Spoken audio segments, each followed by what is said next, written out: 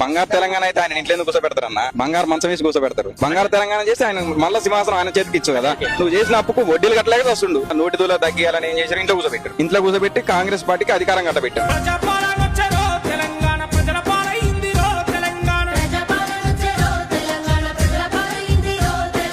BRS ఎక్కడి BRS లో ఇంకెక్కడి పెడోటి చేసేడు అన్ని డబ్బులు గుంజుకోవాలి, చేయాలి, పని చేయాలి. గిదే టీఆర్ఎస్ ఎంత చేయను 100 సంవత్సరాలు ఆస్తులను పంచుకుంటారు. మళ్ళీ సార్ ఇంకెక్కడిది ఊపు సాప్తం అయిపోయింది కదా. వేడిగా క్యాప్టర్ క్లోజ్. రేవంత్ అన్నకే సపోర్ట్ ఉంటది. జై రేవంత్ అన్న.